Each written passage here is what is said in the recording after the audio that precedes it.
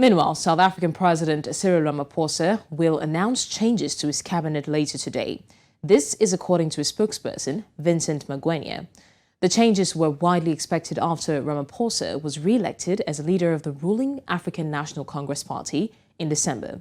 Ramaphosa is expected to name a new deputy president following the resignation of David Mabuza. The seat is widely expected to be taken by the new ANC deputy president, Paul Mashatile. The president is also expected to fill the newly created position of electricity minister as the country battles a power crisis. Now, joining me to further discuss this is TLU South Africa and General Manager Bennie van Zyl, who will help me dissect this issue. Thank you, Bennie, for joining me. Now, Bennie, the president expected to announce his cabinet this evening, and a lot of people are awaiting expectantly. What exactly do you see from this? What do you envision will happen?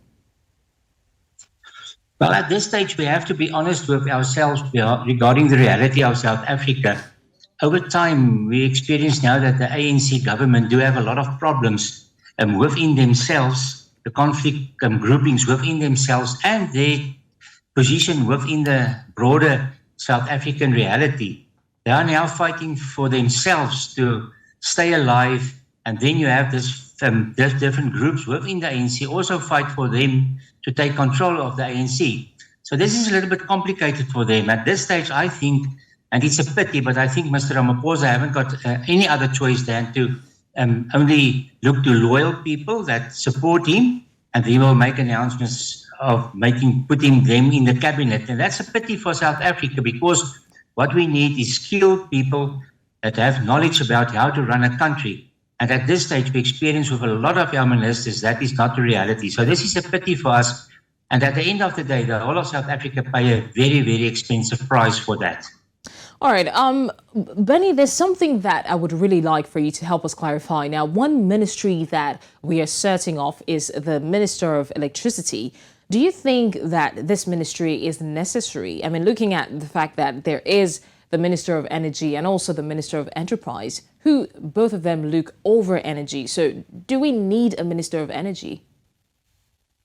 No, not at all. We need now actually that we can get the biggest distance away from government for Eskom to actually see if we can actually rectify the problems within Eskom. It's almost 30 years because of ANC policy, cadre deployment, putting people in positions that don't have the necessary expertise, the skills, and the knowledge to actually run that system. And now Eskom is falling apart.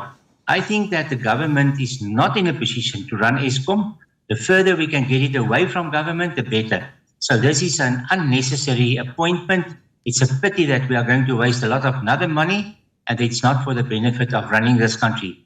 At this stage, this is not good for South Africa. Eskom is crucial for us to make sure that we can run our economy and to take it to growth. And with the present circumstances, it's impossible. So it's a pity that we go that road. I think it's not the way to do it.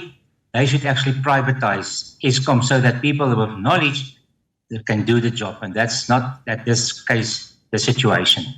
All right, Bennie, now some critics say that this is the D-Day for the president and the ANC to do the right thing. And by the right thing, they mean that it's time for him to fire all the ministers who are not performing or underperforming.